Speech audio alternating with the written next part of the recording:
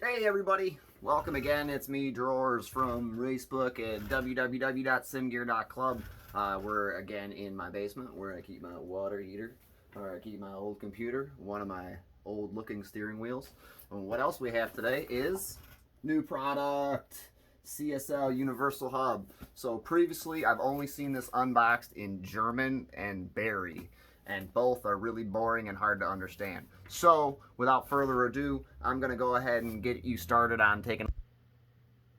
Right, so as usual, these things come well printed with plenty of Porch Pirate Steal Me all over it. You see it says Fanatec. Even gives you the part number so you know what it is. If you guys want to know what the part number, it's CSL SWUH, and that stands for CSL Universal Hub.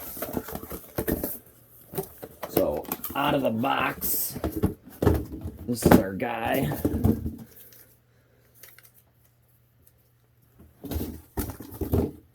And if you have a direct drive like DD1 or something like that, and you want to use this with full power, just like the previous video, we did the CSL Elite McLaren wheel, you're going to need one of these too. The Club Sport Wheel-Side adapter. So we're going to put that on real quick. And we're going to decide what kind of wheel we're going to put on this thing as well. So we have a couple of options, and we haven't decided really yet. Oh, look what we're missing. It's back. Being second is to be the first of the ones who lose. What a prick thing to say. All right, anyway, on to the show. So in the box, the first thing we're going to pull out is our quick start guide, some stickers, and so on. We'll put that off to the side. Take a look. It's nicely packaged, a lot more nicely packaged than the CSL McLaren wheel that I got that sounded like a baby rattle when it showed up. Here's a tool that's for, I think, doing the spread thing with the shifter and whatnot. And the device, let's go ahead and pull it right out here. Take a look. So, right off the bat, it's this is a nicer packaged piece than the other one, the McLaren Xbox wheel. I guess maybe it's not as much of an Xbox product as the other one. So taking a look here, you've got bolt patterns for the what is it, the triangle pattern.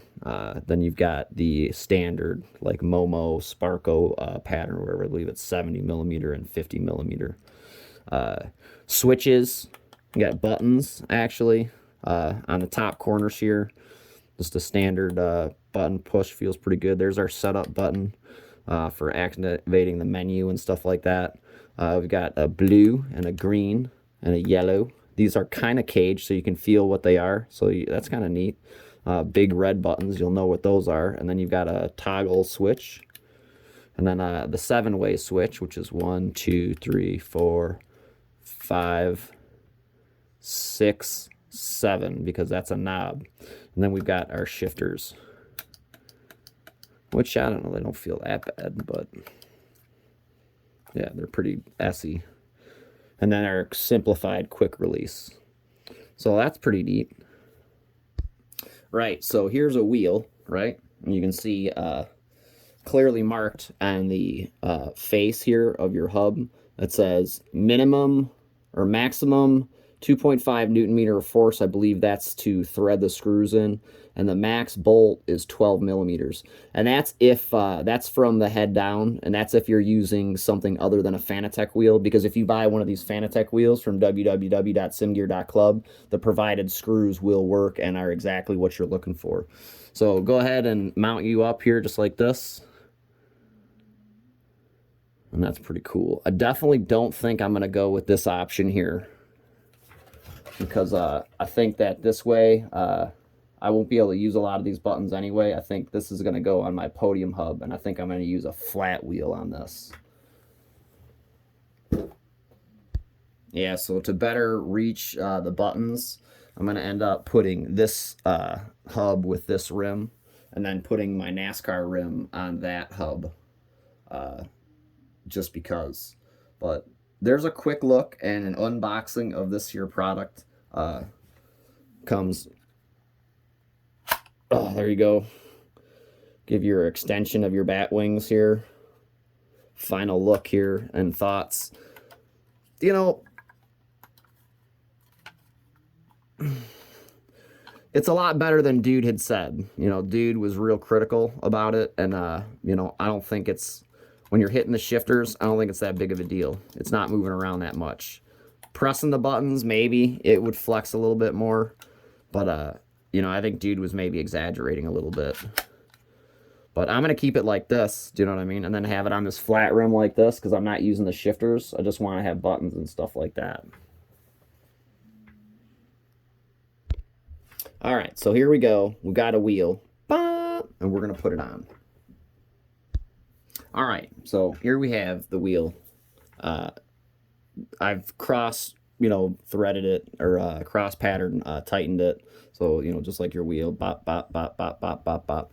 I mean, it fills it up pretty good, actually. Like, I wouldn't, you know, mess with this at all for just doing, you know, what I'm going to do with it is going to be just like dirt rallying and stuff like that, and maybe dirt oval. We're going to put the simplified tool release on it, too, so we'll go ahead and pause and do that.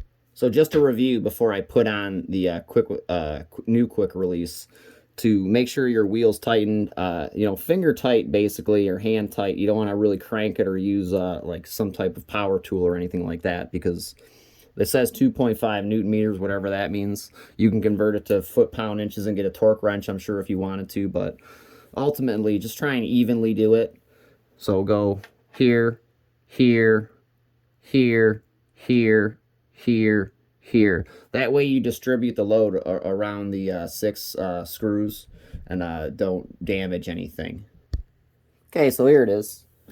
There's a little wrench you use to get the nuts off the quick release back here. So I'm going to go ahead and just loosen them up nicely.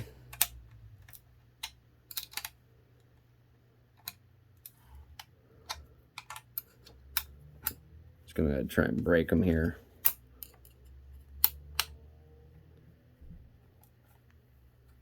Sorry about the uneven funk ship of a view here. I had a nice little camera for all this stuff, but I can't figure out how to work it yet. All right, delightful. So we've gotten all that out. Let's get our little quick release out. We've gotten all that loosened up. Oh, I didn't even open this really properly yet. True unboxing here for this channel. Whoop. That's it, the only one. So in here, we've seen this before. Exactly how we remember it.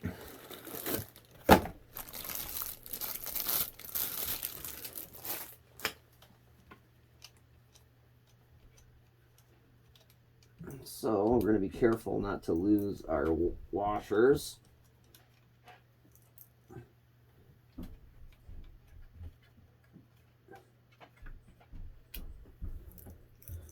All right, there's our nuts. Be very careful removing this.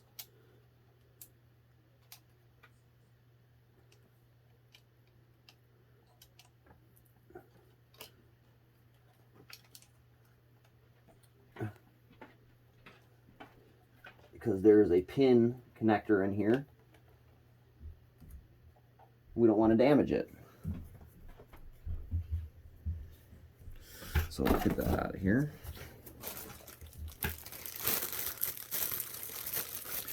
Make sure you, when you get your quick release out of the bag, like you should have prior to your fumbling around, make sure you index at the top for the top.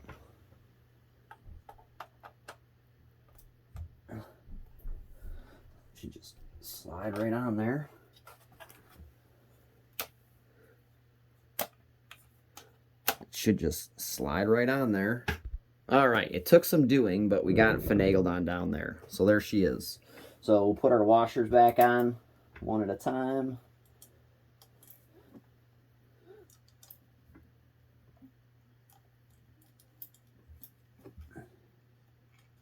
Might not need the washers. I don't know.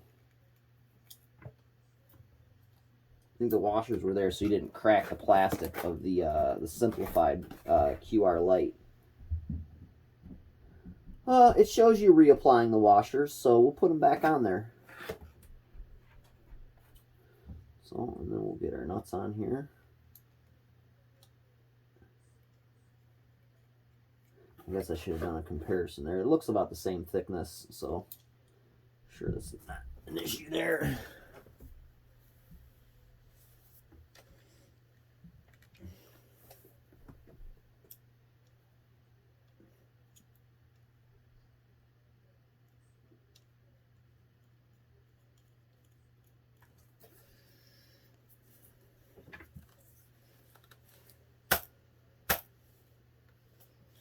Bang on it a little bit. Always got to bang on something a little bit. Make sure it's right. Actually, you don't. You should never bang on stuff.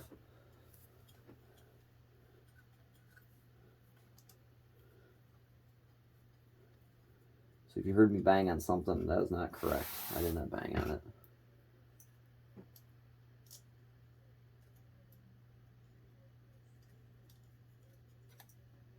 So, almost got it here.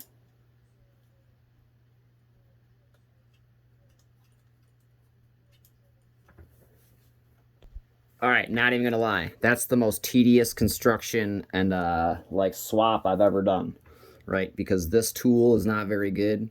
That angle is not very good to approach those nuts. And I think just the whole overall design and how that's supposed to incorporate itself is, you know what I mean? Less than be desired. But hopefully it does the job, and I'll make sure that I post some comments and stuff like that to give you an honest opinion on how it works. But it looks pretty good, and it's definitely a big difference to use this flat wheel versus that dish wheel. I've never been able to touch those buttons with this dish wheel, so it's cool that I had both of these. I definitely recommend maybe using the vintage flat, or you know, the flat 2, or you know, one of the other smaller rims. This is, I think, like a 33 or something like that centimeter. So that's probably would be like the max I would do. But the dish is what really messes it up for the NASCAR rim. The NASCAR rim has a huge deep dish as opposed to this one.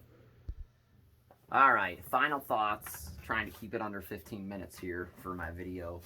The depth at which these sit, like the hubs sit. This is the podium hub.